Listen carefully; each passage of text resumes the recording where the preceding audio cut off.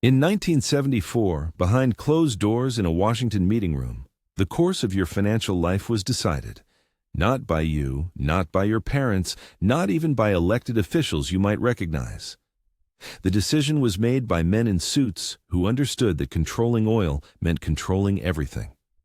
They built a system so elegant, so invisible, that 50 years later, most people have no idea it even exists. Yet, every time you check your bank account, every time prices rise at the grocery store, every time you wonder why your savings seem to buy less each year, you're feeling the weight of that 74 decision pressing down on your present. Let's go back to the beginning, to a moment when the old world order was crumbling. By the late 1960s, the United States faced a problem. Since the end of the Second World War, the dollar had been pegged to gold at $35 per ounce. This was the Bretton Woods system, the foundation of post-war prosperity. Other nations could exchange their dollars for actual gold from American vaults. It was supposed to guarantee stability, supposed to prevent the money printing that had destroyed currencies in the past. But the system had a fatal flaw. It required discipline. It required the United States to live within its means. The Vietnam War was burning through billions. Social programs were expanding. The United States was spending far more than it earned. Foreign nations, particularly France, started demanding gold in exchange for their dollar holdings. They could see what was happening. They could see that America was creating more dollars than it had gold to back them. The jig was up. By 1971, American gold reserves were plummeting. Something had to give.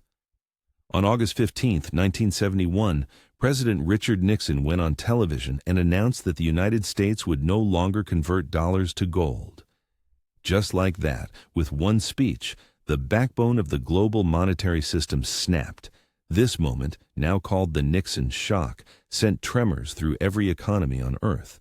The dollar immediately lost value. Inflation started climbing. Foreign nations that had trusted American promises suddenly held paper, backed by nothing but faith and the fading credibility of a government that had just broken its word. The question wasn't whether the old system had died. The question was, what would replace it?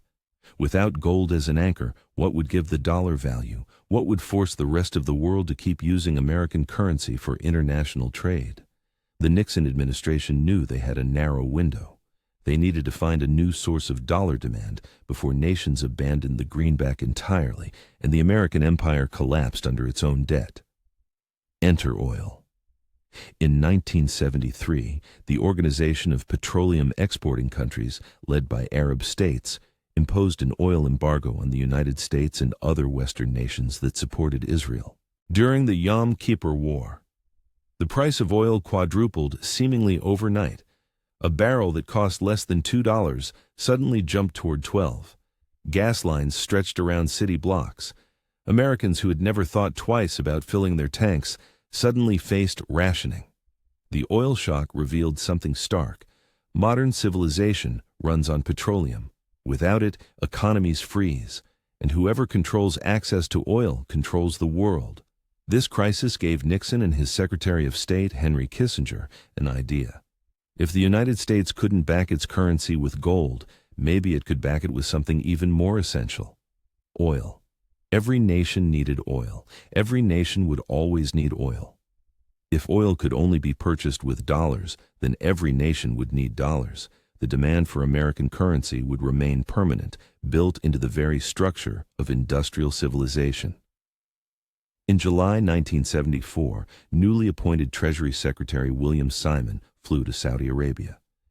His mission was urgent and secret.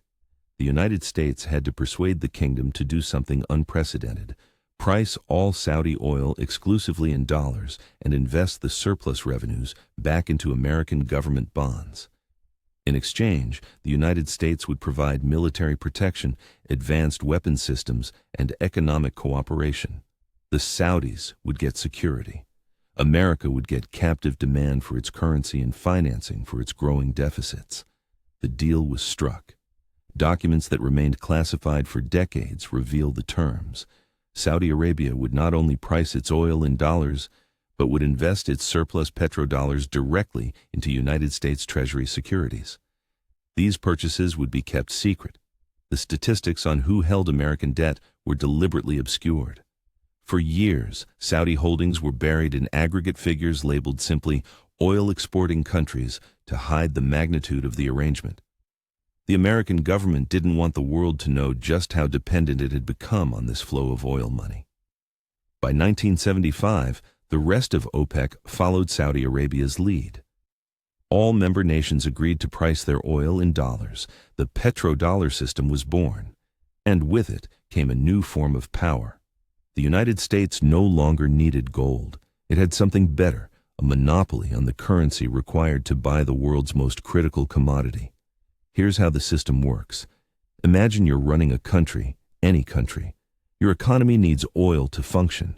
Your trucks need diesel. Your factories need energy. Your people need to heat their homes. To buy that oil, you need dollars. Doesn't matter what currency your own citizens use. Doesn't matter if you trade with America or not. When you go to international markets to purchase oil, the price is in dollars.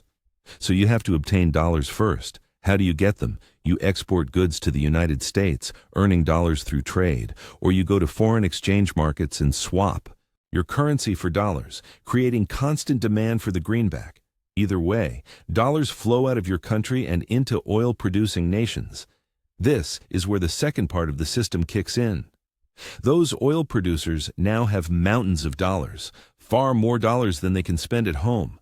Saudi Arabia, Kuwait, the United Arab Emirates, they're small countries with limited domestic markets. They can't absorb billions in revenue internally without triggering massive inflation. So what do they do with all those surplus dollars? They recycle them back into the American financial system. They buy United States Treasury bonds. They invest in American stocks, real estate, and corporate debt. They park their wealth in New York banks. This process is called petrodollar recycling, and it's the hidden engine that has financed the American government's spending for 50 years. The oil producers send the dollars back, and the United States government uses that foreign capital to fund everything from highways to aircraft carriers to Social Security checks. This creates a closed loop. Oil importers send dollars to oil exporters. Oil exporters send those dollars back to America. The dollars never really leave. They just circulate through the system, passing from one hand to another, always returning home. And at each stop in the cycle, the United States extracts value. The demand for dollars keeps the currency strong despite endless money printing. The recycling of petrodollars keeps interest rates lower than they otherwise would be, allowing the government to borrow cheaply. It's a machine that generates something economists call seigniorage, the profit a government makes from issuing currency. Except in this case, the entire world is forced to participate. Think about what this means in practical terms. When oil prices were high in the 2000s, OPEC nations were earning close to $1 trillion per year. Much of that flowed into American assets. These inflows helped finance the budget deficits that exploded during the financial crisis and afterward. When the Federal Reserve needed buyers for its bonds, petrodollar recycling provided them. When the Treasury needed to fund stimulus packages or war expenditures, foreign oil wealth was there to soak up the debt. The official numbers bear this out. From 1974 through 1981, OPEC accumulated about $450 billion in surplus revenues. By the 2000s, when oil hit historic highs, the annual surplus reached levels that dwarfed earlier periods. Saudi Arabia alone held well over $100 billion in United States Treasury securities by 2016. And that's just what was visible. Much more was invested through intermediaries in London, Geneva, and Caribbean financial centers to maintain secrecy. This arrangement gave the United States something no other nation possessed, the ability to run enormous trade deficits without consequence. Normally, when a country imports more than it exports, its currency weakens. Lenders demand higher interest rates. The country faces a reckoning, but not the United States. Because the world needs dollars to buy oil, demand for the currency remains high even as America runs trillion-dollar deficits year after year. The trade imbalance doesn't trigger a crisis. It just means more dollars flow overseas, and then those dollars come back as investments in American debt. It's a privilege beyond measure. Economists call it the exorbitant privilege. The ability to print the world's reserve currency means the United States can borrow in its own money. When debts come due, the government can simply create more dollars. There's no exchange rate risk. No foreign creditor can demand payment in a currency America doesn't control. This freedom has allowed spending on a scale that would bankrupt any other nation. The current national debt exceeds $36 trillion and climbing. Interest payments alone now consume a substantial portion of the federal budget. Yet the government keeps borrowing, keeps spending, because the system ensures there are always buyers for American bonds. But here's what nobody explains. This system doesn't just benefit Washington. It reaches into your wallet, into your savings account, into your retirement fund. When petrodollars flood back into United States markets, they push down interest rates. Lower rates make borrowing cheaper for everyone, from home buyers to corporations. They inflate asset prices, making stocks and real estate more expensive. If you own a home or a retirement portfolio, petrodollar flows have artificially boosted their value. That sounds good until you realize what it really means. Lower interest rates punish savers. When banks pay almost nothing on deposits, your cash loses value to inflation. The money sitting in your checking account buys less each year. Retirees who once could live off interest from bonds now find that impossible. They're forced into riskier investments just to keep pace. Meanwhile, asset inflation prices younger generations out of homeownership. The same houses their parents bought on modest incomes now require both spouses working full-time plus debt to afford. The petrodollar system rewards those who already own assets and punishes those trying to build wealth from scratch. There's another cost, less visible but equally real. When the dollar is artificially strong because of oil demand, American exports become more expensive for foreign buyers. Manufacturing jobs disappear overseas where production is cheaper. The industrial heartland empties out. Towns that once thrived on factory work become shadows of themselves. The trade deficits that the petrodollar system enables mean wealth flows outward while goods flow inward. America becomes a nation of consumers rather than producers, dependent on foreign manufacturing for everything from clothing to electronics to pharmaceuticals. This is the hidden contract at the heart of the system. The government gets endless borrowing capacity. Wall Street gets cheap credit and inflated asset prices. Oil producers get military protection and investment returns. But the middle class, the savers, the young people trying to start careers, they get squeezed. They work harder for money that buys less. They face housing markets warped by decades of cheap credit. They inherit an economy built on services and debt rather than production and savings. The petrodollar system quietly redistributes wealth upward while telling everyone this is normal. This is just how modern economies work. Now, here's where the story gets interesting. Because systems built on hidden contracts always contain the seeds of their own destruction. In 2024, something unusual happened. Social media exploded with claims that Saudi Arabia was ending the petrodollar agreement. The narrative spread fast. After 50 years, the deal was supposedly expiring. Saudi Arabia would no longer price oil exclusively in dollars. The entire system was about to collapse. Stock market doom, dollar decline, the end of American dominance. Except, there was a problem. The story was false. There had never been a formal 50-year agreement with an expiration date. Yes, there were agreements signed in 1974. The United States and Saudi Arabia established a joint commission for economic cooperation. Later that year, a secret arrangement was made for Saudi investment in Treasury securities. But neither of these had a time limit. Neither required exclusive use of dollars, and certainly nothing expired on June 9, 2024, as the viral posts claimed. The truth, verified by historians who examined declassified documents, is more nuanced. Saudi Arabia has always sold oil in whatever currency buyers prefer, though dollars dominate. Even in the 1970s, some oil trades happened in British pounds. The petrodollar system isn't a written contract. It's an informal arrangement built on mutual interest. Saudi Arabia prices in dollars because dollars are liquid, stable, and accepted everywhere. The United States provides security and market access. Both sides benefit. But there's no signed treaty, no legal obligation, no expiration clause. So where did the myth come from? Probably a combination of wishful thinking, poor research, and the eternal human tendency to believe stories that confirm existing fears. People who distrust government power want to believe the system is fragile. Cryptocurrency advocates want to believe the dollar is doomed. Gold enthusiasts want to see fiat currency collapse. The false narrative about an expiring agreement fit too perfectly with these preconceptions to fact-check. But the myth reveals something true. It shows how little most people understand about the foundations of the monetary system. The petrodollar isn't taught in schools. The media rarely mentions it. Financial advisors don't discuss it. So when a dramatic story appears, there's no baseline knowledge to judge it against. The public has been kept deliberately ignorant about how their money is tied to Middle Eastern oil, to military alliances, to the recycling of foreign wealth through treasury auctions. Ignorance makes people vulnerable to both misinformation and manipulation. What's actually happening is more subtle than a dramatic break. The petrodollar system is eroding, not ending. It's dying slowly, not from a canceled agreement, but from changing economic realities. And that slow erosion might be more consequential than any sudden collapse. China is leading the shift. In 2013, Chinese officials announced they would no longer accumulate unlimited dollar reserves.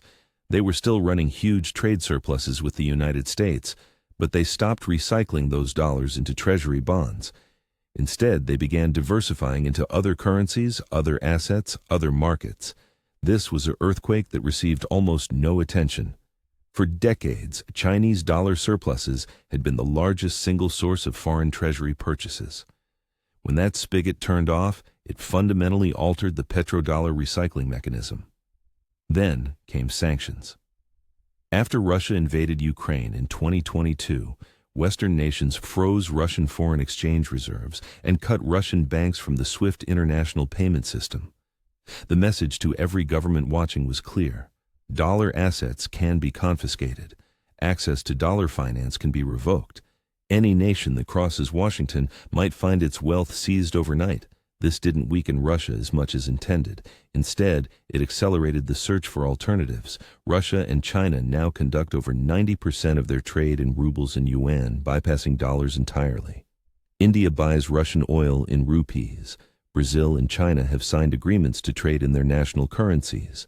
The UAE has settled oil trades in currencies other than dollars. Saudi Arabia, despite the mythical claims, actually has been exploring alternatives. At the 2023 World Economic Forum, the Saudi finance minister explicitly said, "There's no problem discussing trade settlements in euros, yuan, or reals instead of exclusively dollars." These shifts are real, but they're not apocalyptic. The dollar still dominates global trade.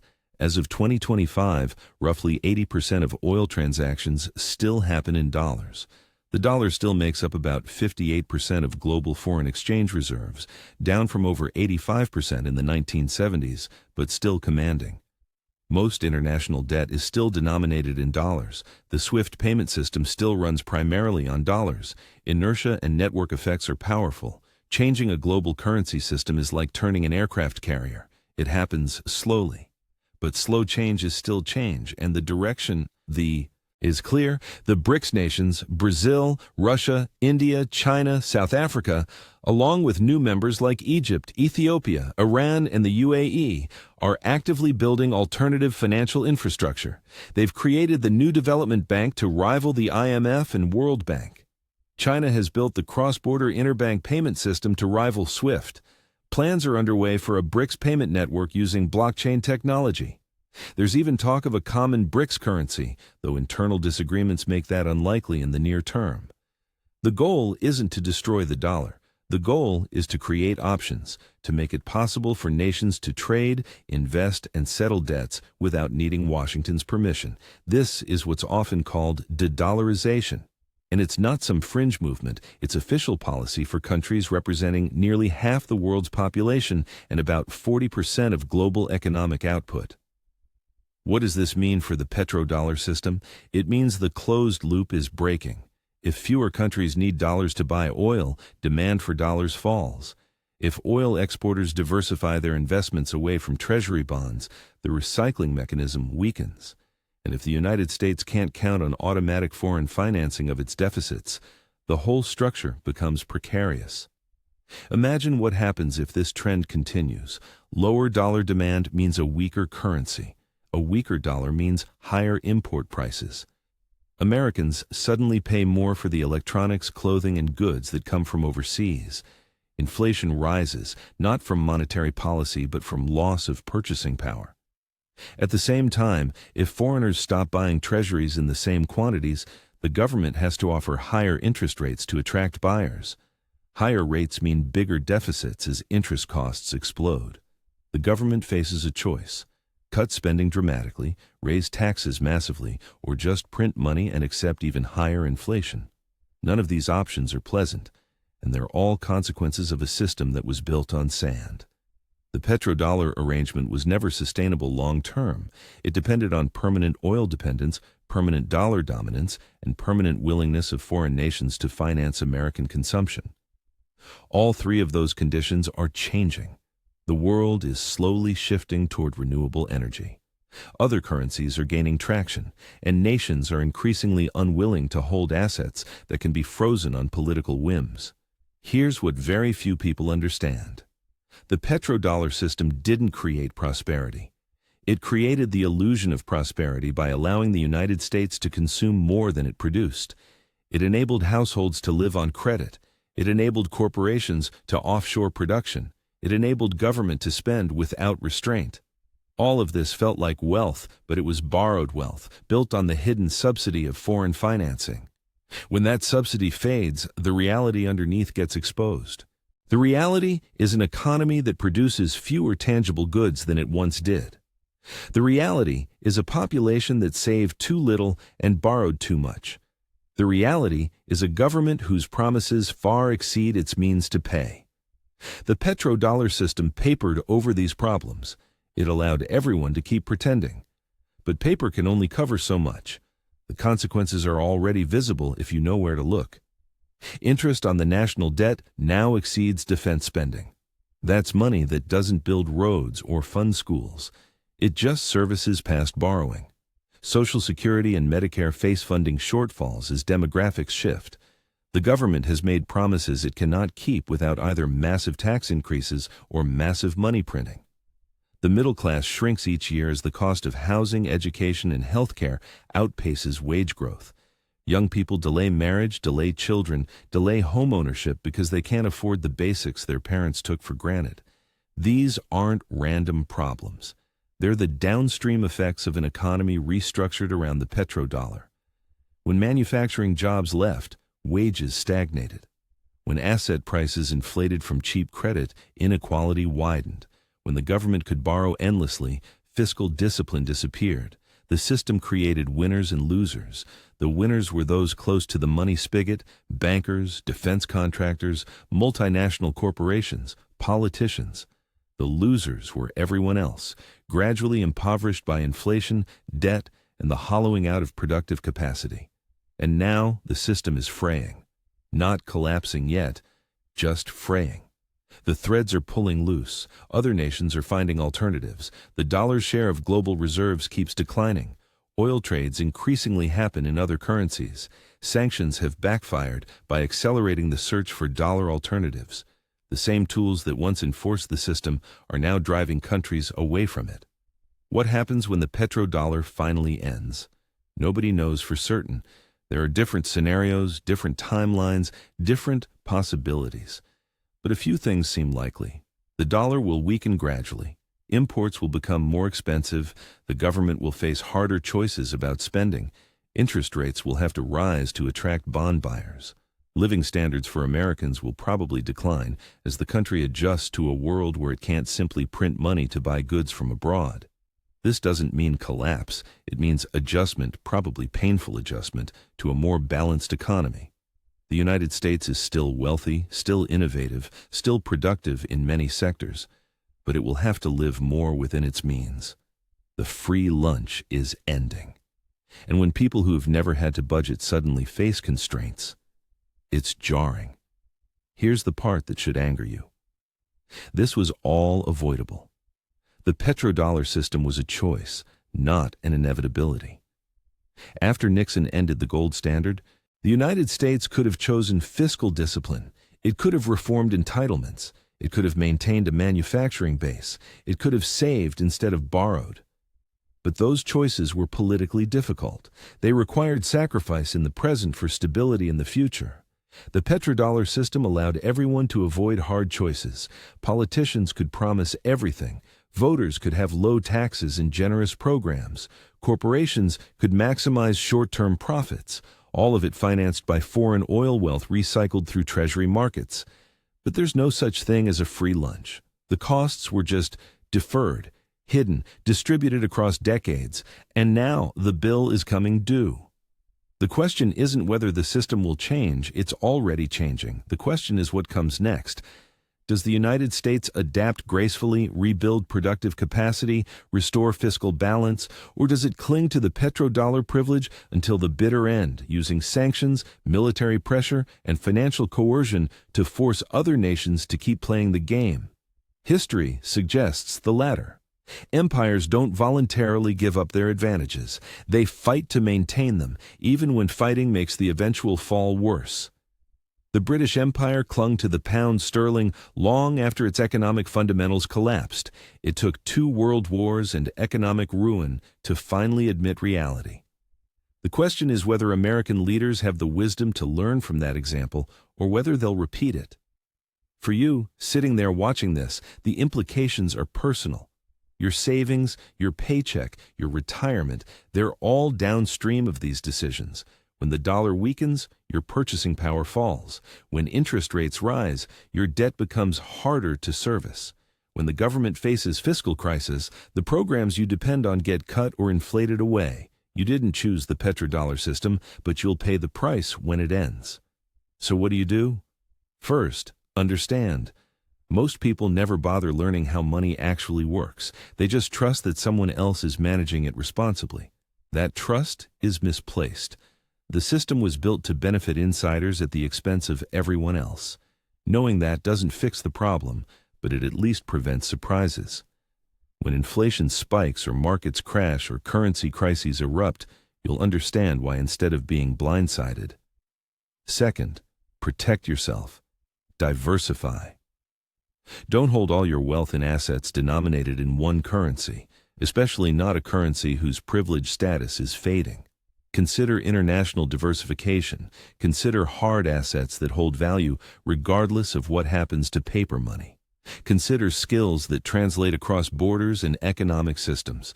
The goal isn't to become a doomsday prepper. The goal is simply to not have all your eggs in a basket that might be dropping. Third, remember that systems always change. The petrodollar system has lasted 50 years, but that's nothing in historical terms. The gold standard lasted much longer before it collapsed. Bretton Woods felt permanent until Nixon ended it overnight. The current system will end too, probably sooner than most expect. When it does, those who saw it coming will adapt. Those who assumed stability was permanent will suffer. The story of the petrodollar is ultimately a story about power, about how a nation losing its economic dominance found a way to maintain financial control. About how a clever arrangement between politicians and oil producers changed the fate of billions of people who never consented to the bargain. About how privilege gets built into the architecture of global finance so completely that it becomes invisible. But invisible doesn't mean eternal. And privilege based on structural advantage rather than productive capacity always eventually fails. The petrodollar system is failing now, not dramatically, not suddenly, but with the inevitability of entropy. The question isn't if, it's when, and the answer appears to be soon, certainly within the lifetimes of everyone watching this, so pay attention. The next few years will determine what the post-petrodollar world looks like, whether the transition is smooth or chaotic, whether America adapts or fights, whether the global financial system fragments into regional blocks or consolidates under a new hegemon. These aren't abstract questions. They'll shape your wealth, your opportunities, your children's futures. The men who met in Washington in 1974 didn't ask your permission before tying your fate to Middle Eastern oil and treasury bonds. The men making decisions today won't ask either. They'll reshape the world to serve their interests, and you'll have to live with the consequences. Unless enough people wake up, pay attention, and demand something better. That's the only way change happens on terms that benefit the many instead of just the few. If this changed how you see the economy, share your thoughts below. And if you want to keep learning about the hidden systems that control your money, subscribe because we're just getting started. The petrodollar might be the most important financial story of the last 50 years, but it's far from the only one. There are layers beneath layers, structures behind structures, all designed to concentrate power while keeping everyone else in the dark. The ghost of 1974 still haunts your bank account. Now at least you know why.